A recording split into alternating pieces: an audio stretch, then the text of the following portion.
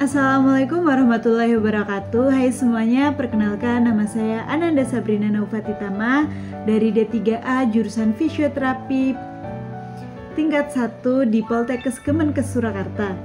Di sini saya akan menjelaskan mengenai nama, otot, dan fungsi pada elbow atau siku. Nama otot dan fungsi pada elbow atau siku.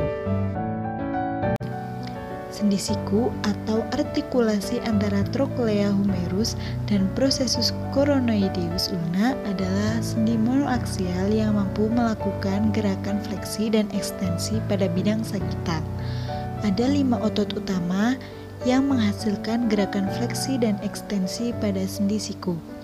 Adapun otot-otot yang berperan adalah brachialis, brachioradialis, biceps brachii, triceps brachii, dan anconeus. Selain itu, ada juga 4 otot yang bertanggung jawab atas gerakan supinasi dan pronasi lengan bawah, yaitu biceps brachii, otot supinatoris, otot pronator quadratus, dan pronator teres.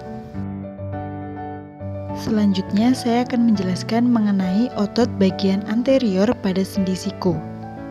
Yang pertama, otot brachialis. Otot brachialis berasal di tengah batang sebelah anterior humerus dan menyisipkan processus coronoideus ulna.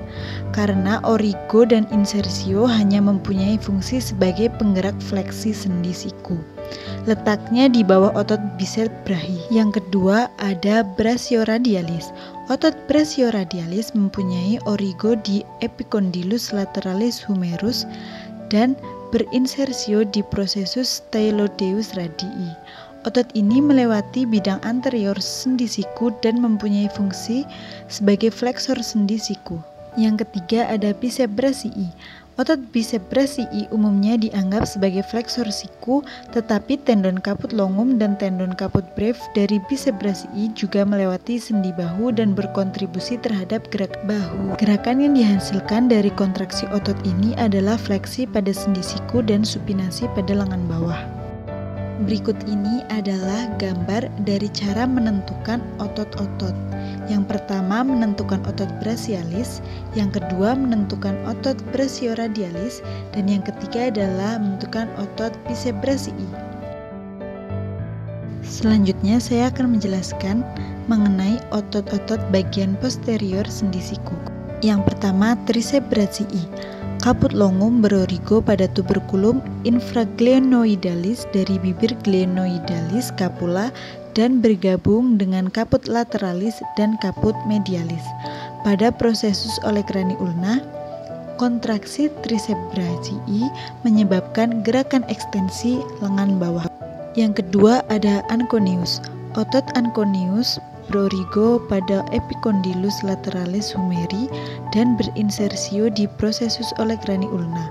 Otot ini membantu triceps brachii dalam melakukan gerakan ekstensi siku. Otot anconeus juga terlibat dalam gerakan lengan bawah, sehingga otot anconeus berfungsi sebagai ekstensi pada sendi siku. Berikut ini adalah gambar dari otot-otot tersebut. Yang pertama menentukan 3 bagian otot triceps brachii, yang kedua menentukan otot anconeus. Selanjutnya saya akan menjelaskan mengenai otot-otot pada lengan bawah. Yang pertama ada pronator teres yang berorigo di processus coronoideus ulna dan berinsersio di permukaan lateral radius pronator teres sebagaimana ditunjukkan oleh namanya, bertanggung jawab untuk melakukan pronasi lengan bawah. Yang kedua ada supinator.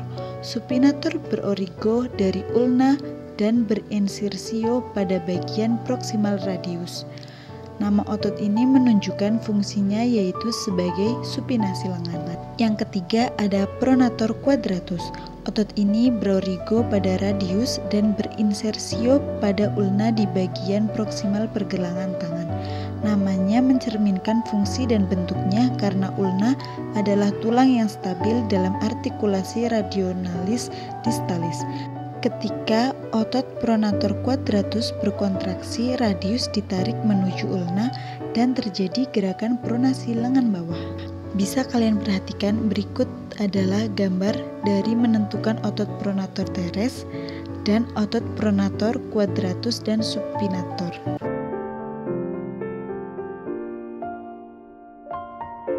Sekian dari saya atas waktunya. Saya ucapkan terima kasih. Wassalamualaikum warahmatullahi wabarakatuh.